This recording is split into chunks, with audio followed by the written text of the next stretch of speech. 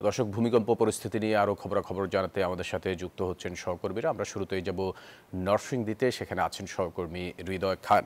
হৃদয়, গত শুক্রবার 5.7 মাত্রার যে ভূমিকম্পটি হয়েছিল সারা দেশে, সেটির উৎপত্তিস্থল ছিল নরসিংদীতে। গতকাল যেই মৃদু 2-3টি ভূমিকম্প হয়েছিল, সেটির একটিও উৎপত্তিস্থল নরসিংদীতে। এই মুহূর্তে সাধারণ জনগণ যারা আছেন তারা কি বলছেন, আর সরকারের পক্ষ থেকে কোনো পদক্ষেপ নেওয়া হয়েছে কিনা?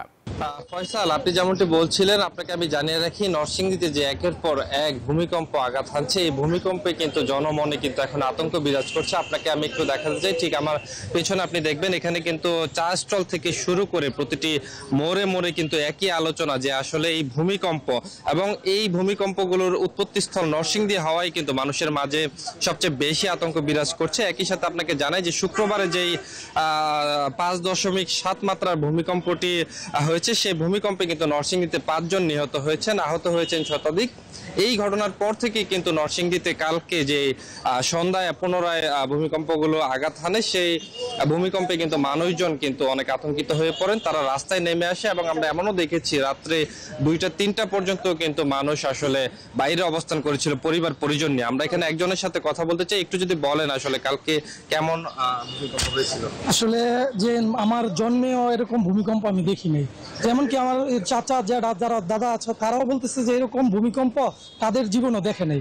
তো সবাই আতঙ্কগ্রস্ত। আমরা কালকে রাত্রে 12টা-1টা পর্যন্ত বাইরে ছিলাম, আমার মেয়েও ট্রমাতে চলে গেছে, এরকম অবস্থা। তো এই পরপর ওই দিনে এত বড় 5.7 মাত্রা ভূমিকম্প হওয়াতে এত আতঙ্ক। নরসিংদীতে 3 জন মারা গেছে।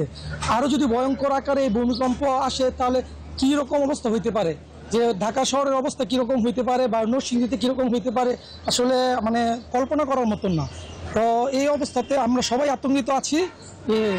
তো যেমনটি শুনছিলেন, এখানকার স্থানীয় যারা রয়েছেন তারা যেমনটি বলেছেন যে আসলে বর্তমানে তাদের মধ্যে কিন্তু এক ধরনের আতঙ্ক বিরাজ করছে। একই সাথে আপনাকে যদি আমি জানিয়ে রাখি, নরসিংদীতে কিন্তু বিভিন্ন সরকারি এবং বেসরকারি ভবনে কিন্তু ফাটল দেখা দিয়েছে, যা জেলা প্রশাসন এবং গণপূর্ত বিভাগ কিন্তু শনাক্তে কাজ করছে। তো সবকিছু মিলিয়ে নরসিংদী থেকে এই ছিল আমার কাছে সর্বশেষ। একই পরিস্থিতি জানতে আমরা চলে যাব চট্টগ্রামে, সেখানে অপেক্ষা করছেন আমাদের সহকর্মী নয়ন বড়ুয়া জয়, জানাবেন সেখানকার পরিস্থিতি। ধন্যবাদ হৃদয় আপনাকে। আপনি যেমনটা নরসিংদীর খবর জানিয়েছেন, তেমনিভাবে বন্দরনগরীর চট্টগ্রামও অনেকটা ঝুঁকিপূর্ণ বলে এসছে যারা ভূমিকম্প বিশেষজ্ঞ, যেহেতু বহুতল ভবন রয়েছে চট্টগ্রামে।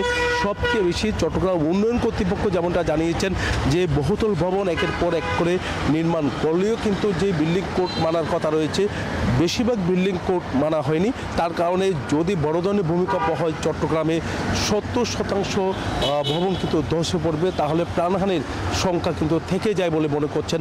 তো ফায়ার সার্ভিস সহ যারা সংশ্লিষ্ট প্রশাসন রয়েছেন তারাও কিন্তু এখন থেকে কিন্তু চেষ্টা করছেন যে ঝুঁকিপূর্ণ ভবনগুলো রয়েছে সেই ভবনগুলো অপসারণ করার জন্য। চট্টগ্রাম উন্নয়ন কর্তৃপক্ষ বলছেন তারা একটা তালিকা তৈরি করেছে, সেই তালিকাটি চট্টগ্রাম সিটি কর্পোরেশনকে দেওয়া হয়েছে। ভবন অপসারণ করার দায়িত্ব কিন্তু চট্টগ্রাম সিটি কর্পোরেশনে বলে তারা আমাদেরকে জানিয়েছেন। তবে এখানে যারা বাসিন্দা আছেন তারা খুব আতঙ্কের মধ্যে আছেন, যেহেতু ঢাকা সহ সারা দেশে একটা বড় ধরনের ভূমিকম্প হয়েছে, প্রাণহানির ঘটনা ঘটেছে। কেমন আতঙ্কের মধ্যে আপনারা আছেন? আমরা তো আসলে সবসময় আতঙ্কে, কারণ বাংলাদেশে এমন কোনো ইকুইপমেন্ট নাই যে বড় ধরনের ভূমিকম্প হলে বাংলাদেশকে খুব জরুরিভাবে সেবা দেওয়ার মতো বাংলাদেশে এই ধরনের কোনো সরকারিভাবে কোনো উদ্যোগ নেয় নাই, বড় ধরনের কোনো ইকুইপমেন্ট আনা হয় নাই। আর আমরা সবসময় আতঙ্কে। ঢাকা শহরে যেভাবে ভূমিকম্প হয়েছে, চট্টগ্রামে অনেক বড় বড় বহুতল ভবন আছে, এগুলা যদি কোনো কারণে ভূমিকম্পে ধসে পড়ে অনেক ধরনের জনগণ ক্ষতিগ্রস্ত হবে। অনেক ধন্যবাদ। এই ছিল আমার এখানকার সর্বশেষ।